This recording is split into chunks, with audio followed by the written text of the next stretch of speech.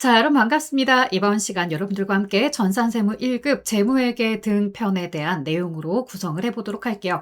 자, 우리가 전산세무 1급 실무다라고 하면은 일단 실무 첫 번째는 전표 입력이 나옵니다. 앞에 전산회계 1급, 전산회계 2급, 그리고 이제 전산세무 2급까지 여러분들이 접하시면서 일반 전표다, 메인 매출 전표다 모두 다 할 줄 알아요. 하지만 전산세무 1급에서의 가장 큰 문제점이 뭘까요? 맞습니다. 전표 입력에서 일반 전표와 메인 매출 전표가 이게 구분이 안 돼요. 그러다 보니까 이걸 구분하는 것부터 다시 트레이닝을 해야 돼요. 자, 그러면 이렇게 1번이 전표 입력이면 나머진 어떠냐라고 하실 텐데요. 부가가치세와 관련된 신고서나 부속서류를 작성하고 전자신고하는 내용 당연히 출제되고 있고요. 자, 그 이후에 이제 결산에 대한 내용도 나오고 있습니다. 전표 입력이 내문항으로 12점의 배점을 가지고 있다고 한다면 결산 파트가 물론 이제 우리가 10점으로 나올 때도 있지만 대부분 8점 정도로 나오고 있습니다. 그래서 전표 입력에 대한 내용, 결산에 대한 내용이 대략 한 20점 배점이면 중간에 들어가는 부가가치세와 관련된 내용이 10점이 되겠습니다. 자, 여기까지 30점이고요. 우리가 법인 조정이 30점이라고 했었잖아요. 그렇다면 나머지 10점이 뭐겠다? 맞습니다. 바로 원천징수입니다. 그럼 원천징수는 사원 등록이라든가 급여자료, 원천징수 이행상황 신고서, 연말정산 추가자료 입력까지냐라고 하실 테지만 여기까지가 세무 2급이었죠. 이 이후에 여러 가지 소득들에 대한 사람들의 소득을 제공하면서 원천징수가 제대로 이루어지고 있는지 그 부분에 대해서까지 여러 소득에 대한 원천징수가 진행이 되는 소득금액 명세서를 작성하도록 하고 있습니다. 이게 바로 전산세무 1급이죠. 자, 그래서 우리 재무회계와 관련된 내용에 대해서도 여러분들이 이 교재를 통해서 실무 1번부터 4번까지 정확하게 마스터를 진행해 주셔야 되겠더라라고 이야기하고 싶었습니다.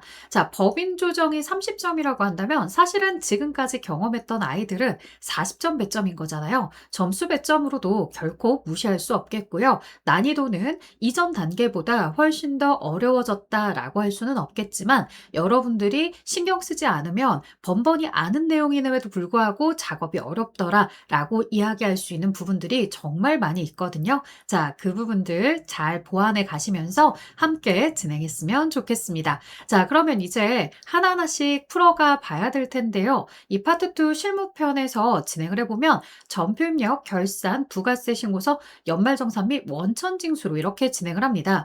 실제 문제 출제에서는 부가세 신고가 먼저 들어오지만 전표 입력에 대한 일반 전표 입력과 결산이 결을 비슷하게 가져가고 있죠. 그래서 먼저 여러분들이 쉽게 전달할 수 있는 내용들을 앞에다가 구성을 했고요. 뒤에 이제 부가세 신고라든가 연말정산 원천징수에 대한 부분들이 나오고 있습니다.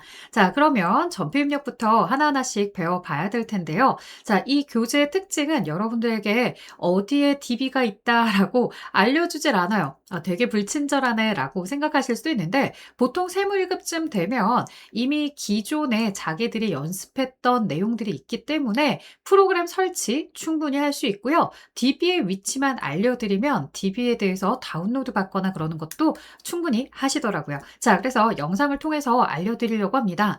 자, 벌써 여러분들이 가입을 하신 분들도 있을 거예요. 왜냐면 제가 법인조정 실무부터 진행을 했거나 혹은 세무 2급부터 저랑 같이 함께 달리셨다고 한다면 이미 여기에 가입이 되어 있을 건데 자, 네이버 카페고요. USK 공구다라고 해서 2009년도에 만들어서 뒤에 공구라는 숫자를 붙여 놓은 상태입니다. 자, 여기 베리즈에게 네이버 카페였고요. 지금 현재 공지사항에 제일 첫 번째 항목에 실기쌤의 전산세무 1급 26년도 DB다라고 해서 제가 공지를 올려놓은 상태입니다. 원래 이 글은 어디에 있었냐면 왼쪽에 정규 강좌 유튜브 업로드다라고 해서 전산세무 1급 실무 파트에 있었던 내용입니다. 그래서 여기로 클릭하고 들어오실 수도 있겠고요. 아니면 앞서 이야기했던 것처럼 공지사항에서 클릭하고 들어오시면 되겠습니다. 자, 동일한 게시글이고요. 자, DB가 3개로 구성이 되어 있다라고 이야기하고 있습니다. 그래서 지금 여기 클릭을 하고 들어가십니다. 자, 클릭을 하고 들어갔을 때 안에 보시다시피 3개의 파일이 들어가 있는데요. 앞서 설명처럼 이 3개의 파일을 모두 다운로드 받으셔야 됩니다. 자, 그래서 클릭을 하신 다음에 내려받기를 하겠다라고 해서 오른쪽에 다운로드 쪽에 이렇게 다운로드가 된 상태를 보실 수 있겠고요. 이것을 다운로드했다면 바탕화면으로 가지고 오셔 주셔야 되겠죠. 자, 바탕화면으로 가지고 왔을 때 오른쪽 마우스 키를 눌러서 압축을 풀어 주셔야 됩니다. 자, 그래서 압축 풀기 버튼을 눌러서 압축을 풀게 된다면 압축 풀고요. 자, 그다음에 여기 DB가 1번 DB가 들어가 있는 걸 볼 수가 있습니다. 이런 식으로 해서 여러분들이 가지고 있는 지금 카페 안에 여기 클라우드 안에 있는 내용들 1번뿐만 아니라 2번과 3번을 모두 다 다운로드 받아주시면 되겠고요. 자, 다운로드 받으신 다음에 저는 바탕화면에 가지고 와서요. 압축을 모두 푼 상태로 이 3개의 파일에 대해서 지금 보시는 것처럼 하나의 폴더로 다 이동을 했습니다.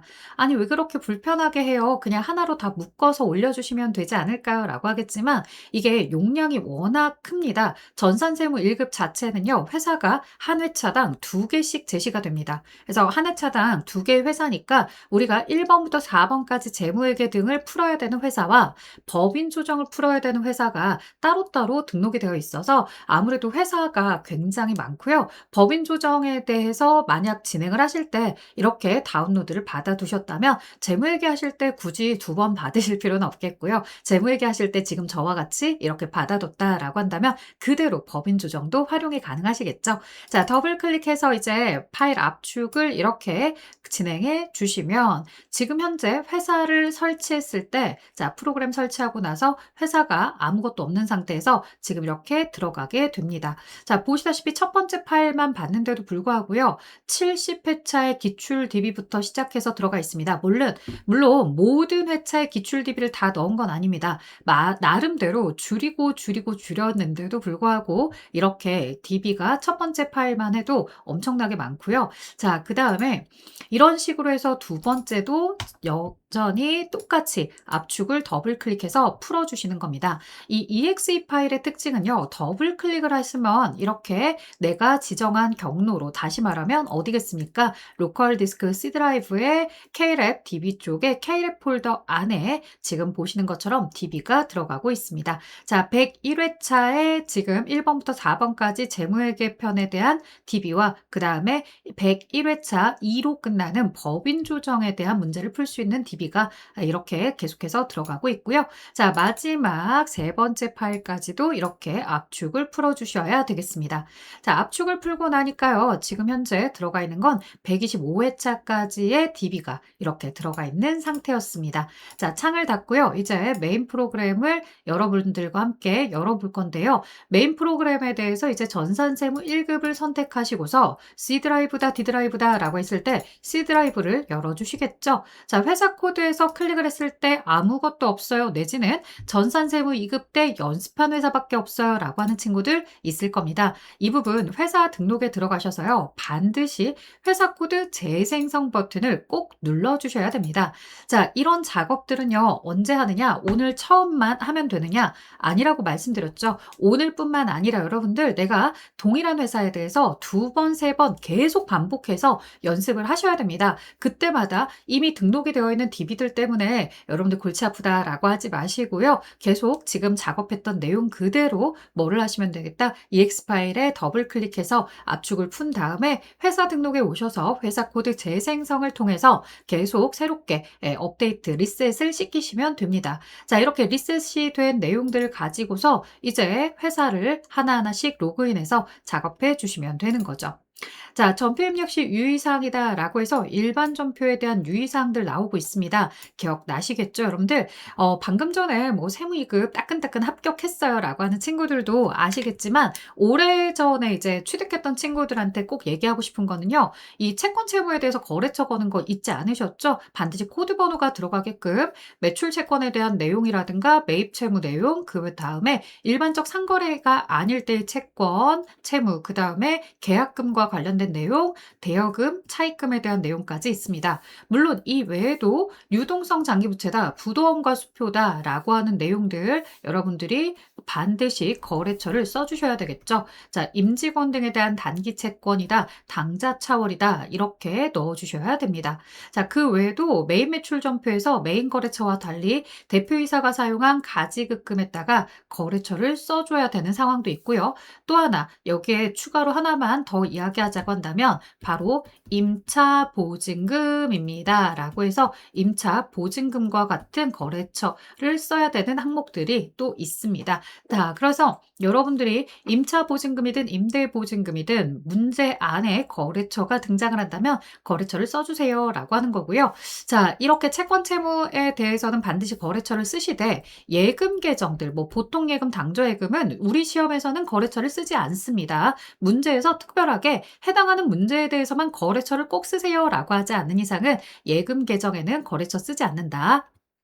자, 또 하나 수익과 비용 계정들에 대해서도 거래처를 쓸 필요가 없겠죠. 자, 이렇게 채권 채무 계정에 대해서 언급을 해드렸고요. 자, 항상 질문하는 게요. 만약에 거래처를 쓰지 않아야 되는 계정에 내가 거래처를 쓰면 어떠냐라고 하시는데요. 만약 그 거래처가 올바른 거래처다라고 한다면 정답으로 인정을 받을 수 있습니다. 예를 들어서 예금 계정에 대해서 만약 거래처가 국민은행이다라고 해서 국민은행이 검색이 되더라. 그래서 나는 보통 예금에 국민은행이라고 썼더라라고 하신다면 오케이 맞아 이거 올바른 거래처야라고 하면서 정답으로 인정을 해줍니다.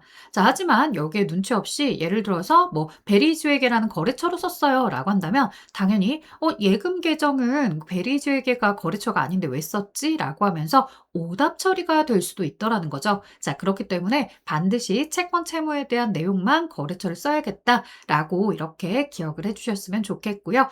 아주 예외적으로 내가 쓸까 말까 헷갈리더라라고 할 때는 반드시 올바르다는 확신이 있을 때 거래처를 쓰신다면 그건 상관없더라라고 정리해 드리겠습니다. 자, 이제 제조경비 500번, 800번대 비용 구분하는 거 이건 너무나 쉬운 얘기죠. 자, 뭐 공장, 생산직, 제조부 이렇게 등장을 하게 되면 비용 코드를 500번대 코드로 본사 사무실 관리부는 800번대 코드로 구분해 주셔야 됩니다. 자, 그 다음에 매출과 매입에 대한 유형을 파악하는 내용인데요. 매출에 대한 유형부터 간단하게 보자라고 한다면 이 부가가치세가 과세되는 것들을 가지고서 이제 과세라고 부를 텐데 문제는 이 과세 말고도 10%의 부가가치세가 있는데도 불구하고 11번 과세가 되지 않은 경우들이 있습니다. 자, 이때 여러분들이 가장 중요한 건 뭐냐면요. 세금 계산서의 유무입니다. 세금 계산서가 있다면 11번 과세 거래로서 가겠지만 만약 세금 계산서가 없었습니다 라고 하거나 세금 계산서가 없었는데 카드 전표가 있다, 현금 영수증이 있다 라고 한다면 거기에서도 또 나뉘게 되는 거죠.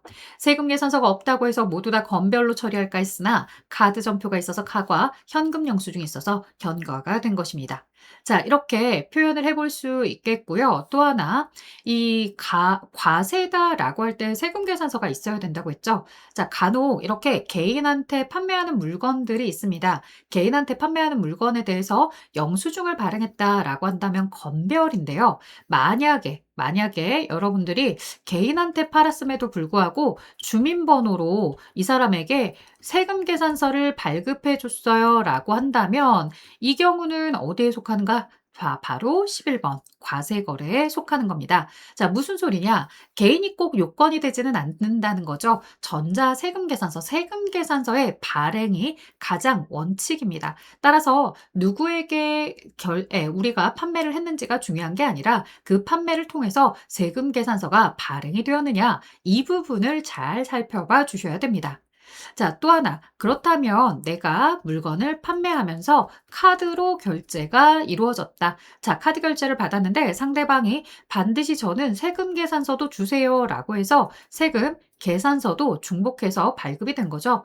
뭐 카드에 대해서 우리가 100을 긁었는데 세금 계산서 100을 이렇게 끊었을 수도 있고요. 세금 계산서는 전체 거래 100%이지만 뭐 일부 카드 결제했습니다 라고 해서 카드 전표가 겹칠 때도 있겠죠.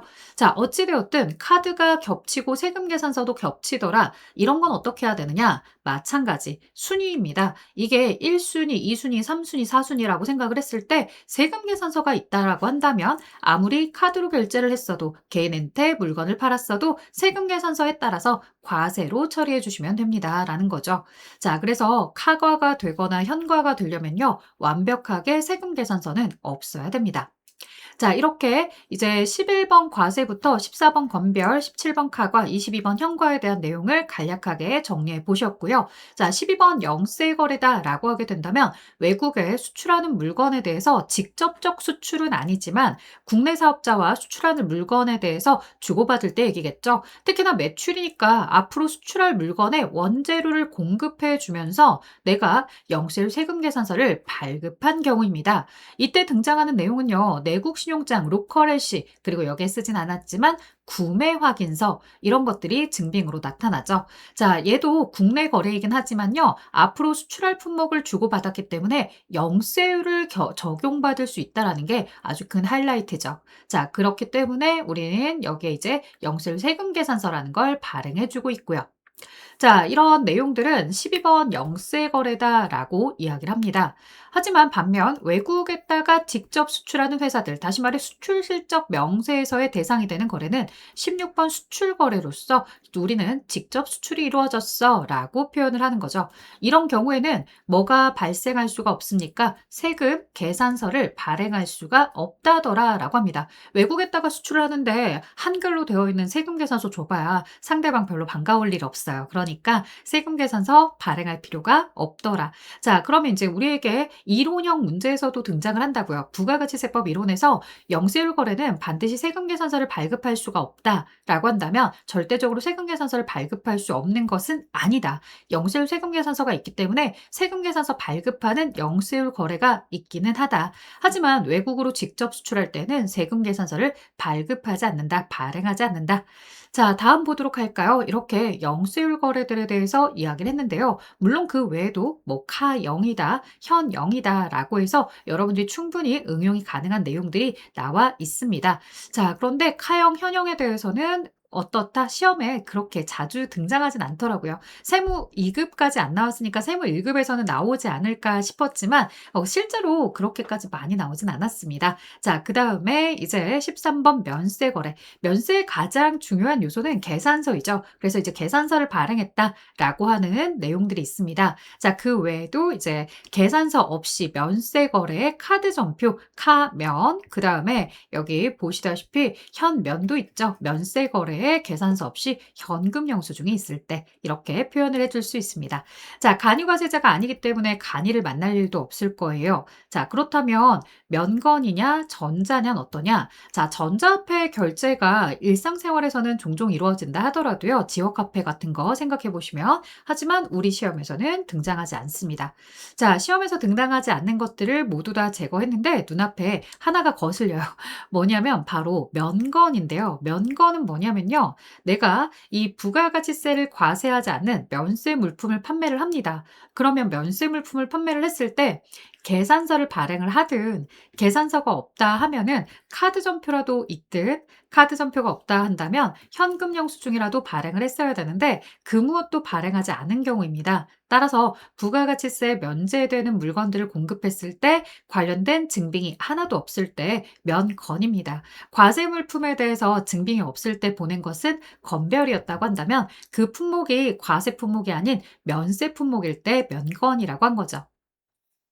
자, 건배율에 대한 내용은 여러분들이 이런 부분도 꼭 기억했으면 좋겠습니다. 부가가치세 이론을 통해서 간주 공급이라는 걸 배웠죠. 자가 공급, 개인적 공급, 사업상 증여, 폐업시 잔존재화 이런 것들을 배웠습니다. 이제 타사업장 반출을 제외한, 즉 자가 공급의 타사업장 반출을 제외한 면세 사업의 전용이라든가 비영업용 소형 승용차로 전용해서 사용하는 것이라든가 그 외에도 사업상 증여나 개인적 공급 같은 것들이 공급이 되는 경우 경우들은 부가가치세는 과세하지만 세금 계산서를 발행하지 않습니다. 따라서 이런 경우는 뭘로 처리한다? 건별로 처리하게 되는 거죠. 자, 그 외에 간주임대료도 마찬가지고요.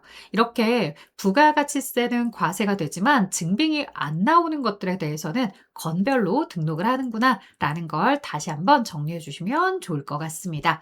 자, 이렇게 매출에 대한 매입 매출 전표 유형을 간단하게 살펴보았습니다. 물론 여러분들이 세무이급을 최근에 취득을 해서 아주 잘 알고 있다, 최근에 학습해서 내가 이 부분은 알고 있다라고 하시면 그냥 넘어가셔도 좋지만요. 사실 잘 알고 있다고 했는데도요, 나중에 매입 매출 전표의 유형을 틀리는 친구들이 종종 있습니다. 그래서 본인이 혹시라도 요즘도 매입 매출 전표의 유형을 좀 틀리는 편이야 라고 한다면 다시 한번 여러분들이 조금 더 들어주셨으면 합니다. 자, 이제 매입 쪽 거래입니다. 매입 쪽에 대해서도 보시면요. 기본적으로 부가가치세와 세금 계산서, 이번엔 받은 사람, 교부 받음이죠. 이렇게 매입에 대한 거래들에 대해서도 10% 부가세와 세금 계산서가 있을 때 동일하게 이렇게 매입 과세로서 등록을 합니다. 매출 과세처럼 매입 과세가 있는 거죠. 자, 그런데 매입 거래들은 조금 더 까다롭다라고 합니다. 왜냐? 분명히 부가가치세가 있고 세금 계산서가 있음에도 불구하고 매입 과세가 되지 못하고 매입에 불공제가 되는 경우들이 있다는 거죠. 자, 아래에는 또 어떤 내용들이 있습니까? 부가세가 과세가 됐고 마찬가지로 세금 계산서가 있지만 매입에 수입인 경우들도 있고요. 이번엔 10%의 부가가치세이지만 세금 계산서가 없어요. 대신 카드 전표에 카거와 그 다음 부가가치세 있고 세금 계산서가 없는 현과가 등장을 하더라는 거죠. 자, 이렇게 이 내용들을 정리를 해보니까 매출보다 더 어렵더라. 왜냐? 세금 계산서가 있음에도 불구하고 다른 유형이 불공과 수입까지 나온다는 거죠. 자, 매입의 불공제 사유는 잘 아시는 것처럼 매입세 공제를 해주지 않는 사유입니다. 왜 매입세 공제를 해주지 않지? 라고 해서 살펴보니까 필요적 기재사항을 누락했다거나 사업과 관련 없는 지출. 그래서 개인적으로 대표가 개인적으로 회사 돈을 융통해서 무언가를 구매했을 때 자신의 집에 가져다 놓았을 때 우리가 이걸 가지고서 가지급금입니다 라고 회계 처리하면서 대표자의 이름을 넣었던 거 기억하실 겁니다. 자, 그 다음 비영업용 소형 승용차의 구입, 유지, 임차, 그래서 빌리는 것까지 이야기하는 거죠. 자, 국내에서 구매를 하든 외국에서 수입을 해서 세금 계산서, 수입 세금 계산서를 잘 받아오든 이런 개별 소비세가 부과되는 차량을 구매할 때는 당연히 매입세 공제를 받을 수가 없습니다. 그래서 이렇게 세금 계산서가 있음에도 불구하고 매입세 공제를 받을 수가 없다. 자, 그 외에 기업 업무 추진비라든가 면세 사업, 토지와 관련된 자본적 지출 이런 것들이 대표적으로 불공제 사유에 들어가는 내용입니다. 자, 여기까지 이제 내용들을 살펴보셨다고 한다면 이제 아래에 있는 내용들로 또 보도록 할게요. 자, 수입에 대해서는 이제 세관이 나에게 발행한 수입 전자세금 계산서와 관련해서 매입세 공제가 가능한 물품을 국내에서 구매한 게 아니라 외국에서 수입했어요 라고 했을 때 매입세액을 모두 공제받을 수 있게끔 매입의 수입으로 이렇게 표기하고 있는 것이죠. 자, 그 다음에 이제 금전 이런 거 사용하지 않으니까 지워버렸고요. 면이다, 카형이다 있는데 이런 내용들은 위에서 또 시작해 보도록 할게요. 자, 우리가 영세율 세금 계산서를 발행하는 사업자가 있다면 내가 외국에 직수출할 건데 국내에서 재료를 매입해서 외국으로 수출할 거야. 일단 1단계로 내가 국내 다른 사업자로부터 앞으로 수출할 물품에 재료를 사왔어. 그런데 이건 수출할 물품에 대한 거니까 0% 세율로 이 내국 신용장이라는 걸 통해서 내가 물건을 구매한 거야 라고 하는 거죠. 자, 이런 것들 이제 영세율 되는 거고요. 자, 다음 또 보도록 하겠습니다. 여기 매입의 영세와 관련된 내용들도 있지만 뭐도 있더라? 카영도 있고 그 다음 현영도 있습니다. 여기에 체크를 하진 않았지만 그런 내용들이 있을 수 있겠구나 라고 생각을 해보시는 거고요. 자, 그 다음에 보겠습니다. 면세, 계산서 수취거래겠죠. 자, 계산서 수취거래인 것도 있지만 면세 품목에 대해서 계산서 없이 카드 전표만 있는 경우들도 있을 거고요. 자, 그 다음에 현면이다 라고 하는 것들도 있습니다. 현금 영수증을 수취한 거죠. 자, 이제 계산서가 세금 계산서만큼이나 가장 우위에 있는 거고 계산서 없이 면세 거래가 있다면 카드 전표나 현금 영수증을 보는 거죠.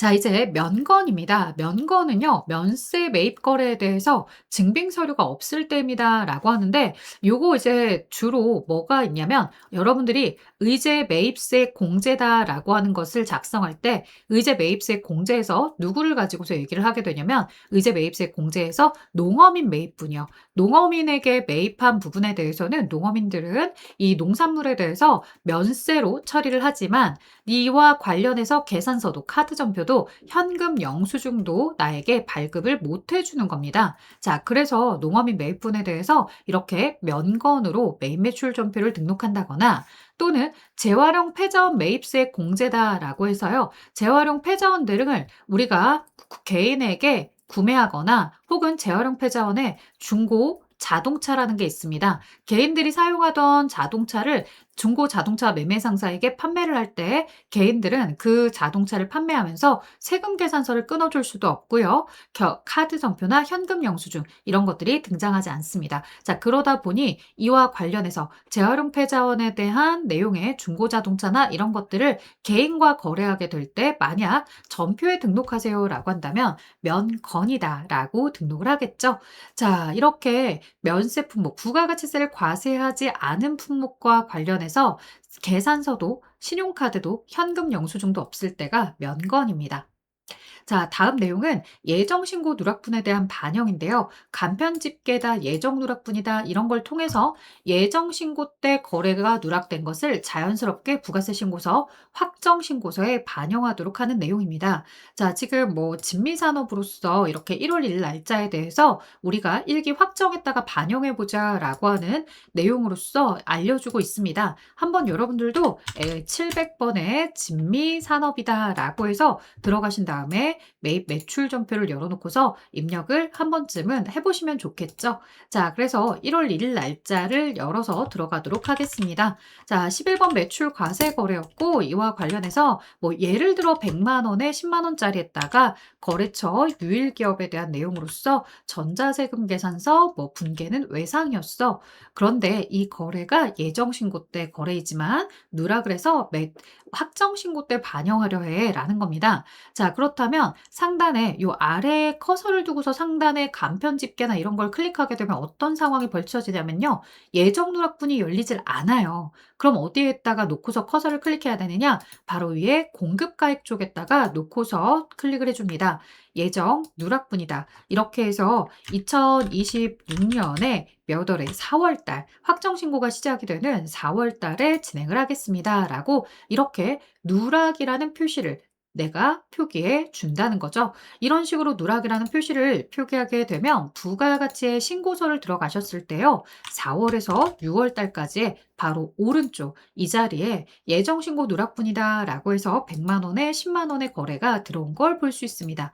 이렇게 여러분들에게 예정신고 때 거래인데 누락한 걸 반영해 주세요 라고 하면 이런 식으로 반영을 해주시면 됩니다. 자, 물론 시험에 예정신고 누락분과 관련해서 직접적으로 전표 입력에서 나오는 건 아니고요. 뒤에 부가가치세 신고서 관련된 문제들이 출제가 될 때 그때 전표를 통해서 부가세 신고서에 예정신고 누락분을 넣으세요 라고 하는 경우들이 종종 있으니 그런 부분들을 대비해 주시는 거죠.